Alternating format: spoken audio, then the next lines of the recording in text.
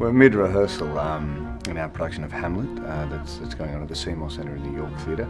It's an education-based production for Year 12 students, but also for the general public.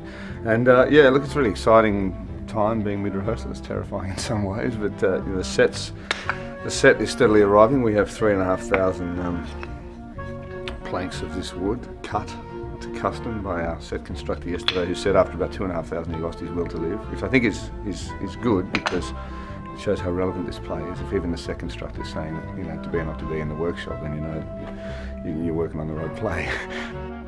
We're playing in the round and then three-quarter round on the stage, and I think that gives a wonderful kind of energy to the audience's perspective on the action. And so within that, we're building, using these, a beautiful custom-made parquetry sort of floor, and in many ways this floor is the dynasty of Denmark. You know, it's the place in which this Hamlet family has built this nation over centuries and generations, etc. And what interests me is, I guess, that cycle of regeneration, which is at the heart of this play.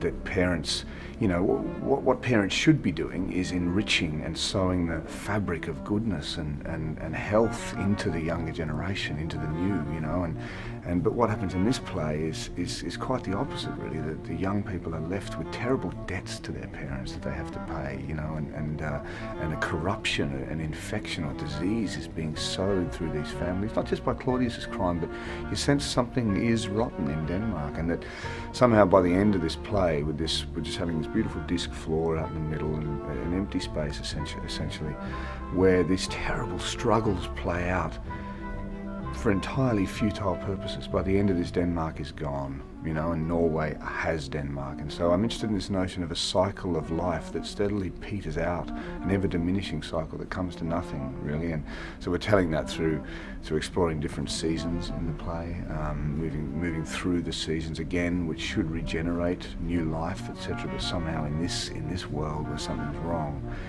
new life dies, and I guess at the heart of that is a great consciousness dies. You know, Hamlet, someone who inspires us so much with his genius, essentially, even his genius is futile. It's a promise that goes nowhere, you know, this play, and I think that's what, I guess, makes it a tragedy.